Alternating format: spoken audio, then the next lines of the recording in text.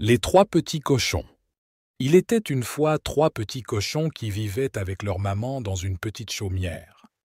Un jour, la maman appela ses trois garçons et leur dit qu'elle ne pouvait plus les élever parce qu'elle était trop pauvre. « Je voudrais que vous partiez d'ici et construisiez votre maison, dit-elle, mais prenez garde qu'elle soit bien solide pour que le grand méchant loup ne puisse entrer et vous manger. » La maman embrassa ses trois petits cochons et leur dit au revoir les larmes aux yeux. Ils s'en allèrent de chez eux construire leur maison. Le premier petit cochon rencontra un homme portant une botte de paille. « Puis-je avoir un peu de paille pour construire ma maison ?» demanda le petit cochon. Et l'homme lui donna de la paille. Le second petit cochon avait rencontré un homme qui portait un chargement de bois. « Puis-je avoir quelques bouts de bois pour construire ma maison ?» demanda le petit cochon. Et l'homme lui donna le bois.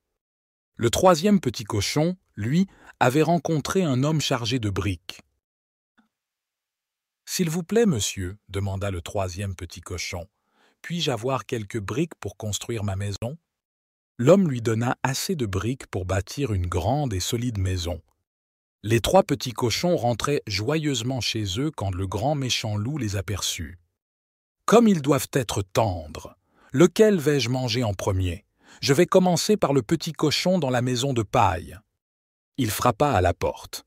« Petit cochon, gentil petit cochon, laisse-moi entrer. »« Non, non, par le poil de mon petit menton. »« Alors, je vais souffler et ta maison s'envolera. » Le loup gonfla ses joues, souffla, souffla de toutes ses forces, et la maison de paille s'envola.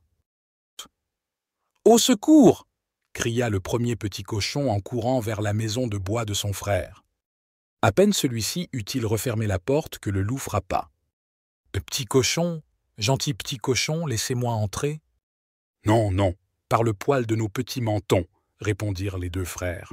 « Alors, je vais souffler, souffler, et votre maison s'envolera. » Le loup se gonfla les joues, souffla, souffla de toutes ses forces, et la maison de bois s'envola.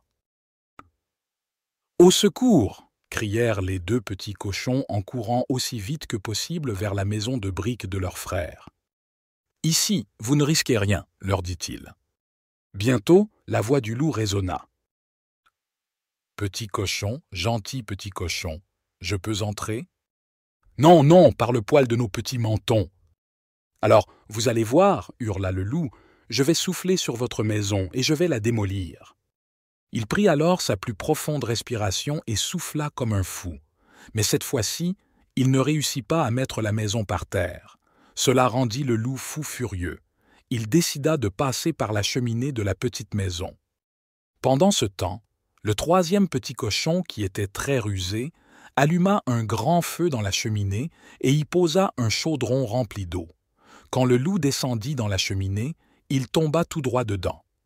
Il poussa un hurlement qu'on entendit à des kilomètres à la ronde et repartit comme il était venu, par la cheminée. On n'entendit plus jamais parler de lui.